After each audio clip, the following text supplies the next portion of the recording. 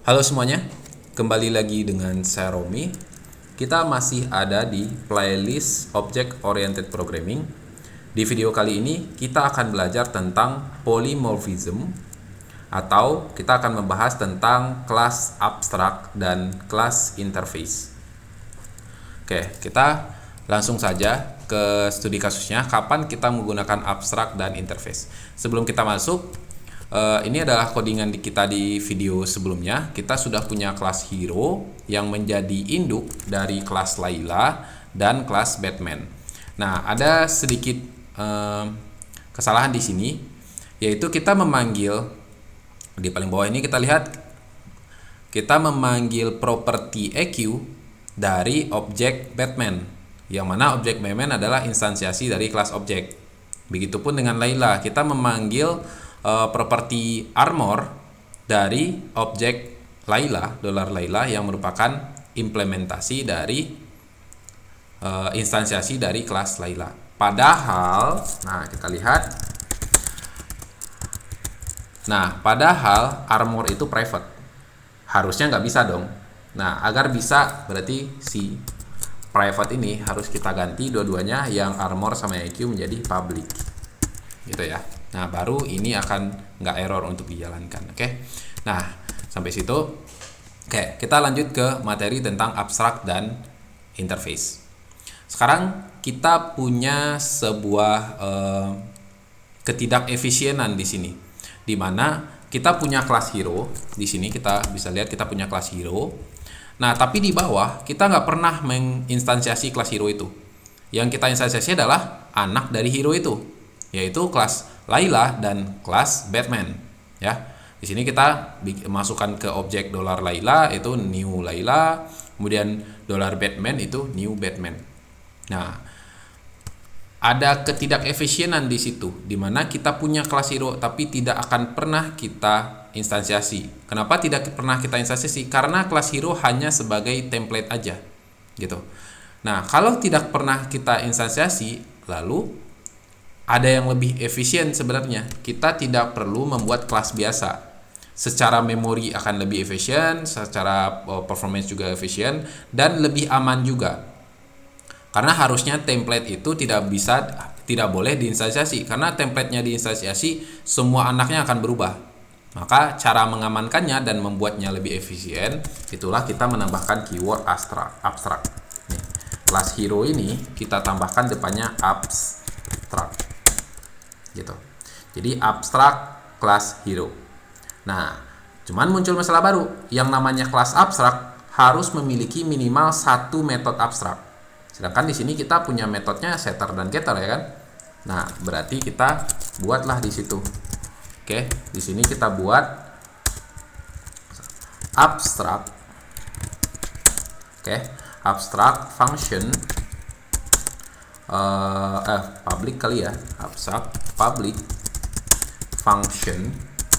Nah, nama kelas abstrak ini nama metode abstrak ini, contoh apa ya, misal kita buat attack ya.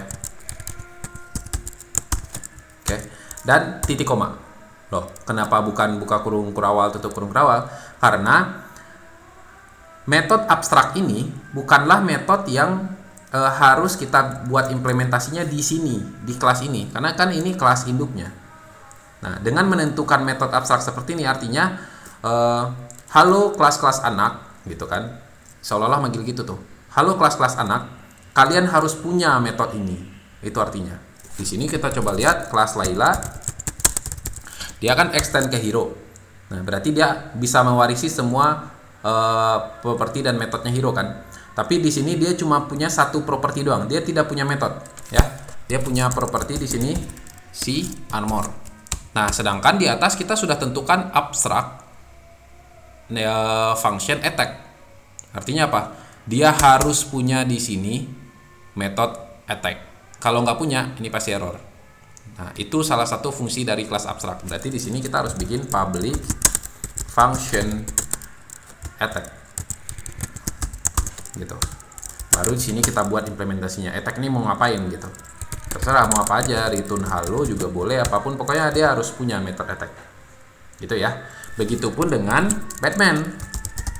Nih, si Batman baru punya EQ kan. Dia belum punya method attack, padahal dia extends ke hero. Dan kalau dia extends ke hero, dia harus tunduk dengan semua aturannya hero.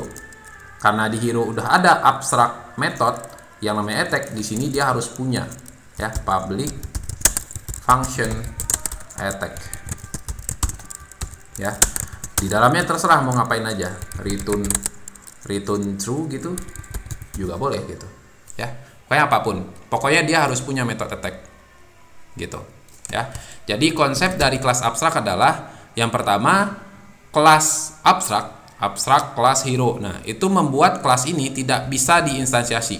Jadi kalau kita bikin di bawah ini $hero itu adalah new hero, itu nggak bakal bisa. Ini pasti error. Gitu. Kenapa? Karena kelas hero itu abstrak. Ya. Nah, itu salah satu sifat pertama dari kelas abstrak. Keuntungannya kita bisa membuat template kita tidak bisa dirubah-rubah oleh codingan lain, karena bisa aja ada orang menyusupkan codingannya dan dia extends ke hero ini dan dia rubah gitu ya. Nah, dengan menambahkan kelas abstrak ini, templatenya jadi tidak bisa diinstansiasi, jadi aman. Oke. Nah, itu pertama. Yang kedua, karena kelas abstrak dia harus punya minimal satu metode abstrak, dan metode abstrak itu membuat anak-anaknya harus punya metode itu. Kalau mau extend ke kelas hero, syaratnya kamu harus punya metode attack gitu. Nah, dengan begitu anak-anaknya kayak Laila tadi akhirnya harus bikin tuh metode attack. Nah, ini kasusnya akan dibutuhkan ketika kita kerja kolaborasi biasanya. Misal programmer A sudah membuat aturan kelas untuk kelas induk ini. Datang nih programmer baru, dia ingin berkontribusi di file itu. Dia bikinlah kelas dan dia membuat aturannya dia sendiri. Nah, dengan membuat abstrak di kelas induknya, dia harus patuh terhadap aturan-aturan yang ada di kelas induknya. Kalau di kelas induknya ditentukan harus ada metode string to lower misalkan, membuat semua string menjadi huruf kecil, maka si programmer baru tadi ketika dia buat kelas yang extends ke kelas induknya, dia mau nggak mau harus bikin metode itu gitu, sehingga akan meminimalisir terjadinya error karena menjadi ada aturan yang wajib diterapkan di kelas yang menginduk ke sebuah kelas lain. Lebih kurang gitu ya tentang kelas abstrak. Oke. Dan sebelum kita tutup, ada satu lagi kelas yang disebut dengan kelas interface. Kelas interface itu sebenarnya adalah kelas abstrak juga, tapi yang lebih ketat lagi. Kita bisa lihat di sini, kalau kelas abstrak ini, abstrak kelas hero, di dalamnya ada satu metode abstrak, ya kan? Nah, tapi di dalamnya juga bisa ada metode lain. Di sini ada setter, ada getter, kemudian ada property juga. Nah, bagaimana kalau misalkan kita mau sebuah kelas itu benar-benar hanya menjadi aturan aja, dia nggak ada metode lain di dalamnya, nggak ada properti lain di dalamnya. Oke, caranya adalah kita buat kelas yang namanya interface. Tidak perlu ditulis kata-kata kelas lagi, langsung aja. Misal di sini interface attack, gitu. Nah, di dalamnya kita nggak perlu bikin abstract function gitu, nggak perlu. Kita langsung aja public function attack. Ya, langsung titik koma, karena ini hanya aturan aja bahwa siapapun yang mengimplementasikan kelas interface ini harus memiliki metode ini gitu. Dia nggak boleh punya properti.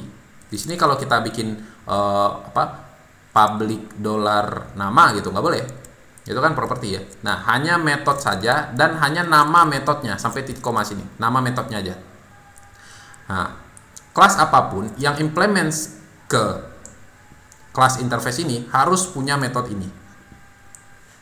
Nah, ini lebih tepat digunakan kalau misalkan benar-benar kita hanya membuat aturan saja. Sedangkan kalau kelas abstrak itu kita membuat aturan sambil tetap ada metode-metode lain. Nah, itu perbedaan antara abstrak dan interface. Nah, kalau interface kita tidak kita harus menambahkan keyword tambahan di situ, extends. Nah, ini kan extends tadi hero ya.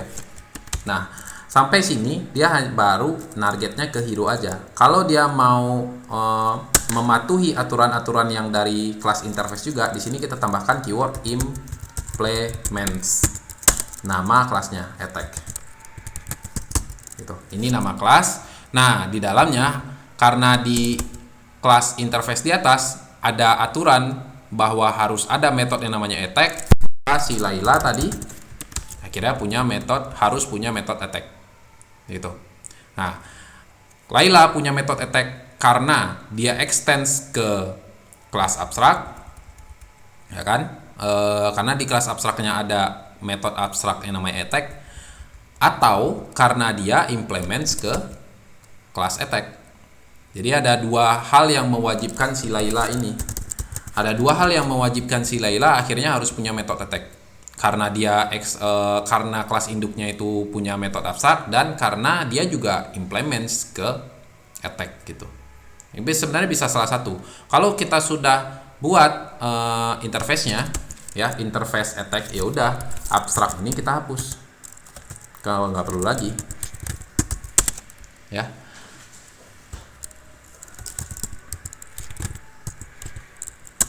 Yang ini kita hapus, kemudian yang ini, yang metode ini juga kita hapus, sehingga kelas hero menjadi murni lagi kelas biasa gitu. Hero menjadi murni kelas biasa dan cetakannya itu ada di interface. Tapi kalau hero murni kelas biasa, artinya dia bisa diinstansiasi lagi dong. Di sini kalau kita bikin lagi di sini $hero sama dengan new hero, udah bisa lagi nih. Padahal kita ingin mencapai itu tadi kan. Nah, berarti kita nggak jadi delete itu, nggak jadi kita delete si kelas hero ini, nggak jadi kita delete abstraknya ya, dan kita tetap bikin lagi tadi yang metode abstraknya, abstrak public function attack gitu ya. Oke. Nah, jadi gitu ya. Tergantung tujuan kita. Tujuan kita menggunakan kelas abstrak ini, apakah untuk agar dia tidak bisa diinstansiasi atau agar dia bisa membuat aturan wajib bagi anak-anaknya. Kalau hanya sekedar untuk membuat aturan wajib bagi anak-anaknya, ya udah nggak usah gunakan abstrak, gunakan aja interface karena lebih efisien. Tapi kalau misalkan sekalian agar tidak bisa diinstansiasi, gunakan kelas abstrak ya. Jadi itu tentang abstrak dan implements. Bagi teman-teman yang masih ragu, silakan tanyakan kita diskusi langsung di kolom komentar di bawah. Oke, terima kasih. Sampai jumpa di video berikutnya. Thank you.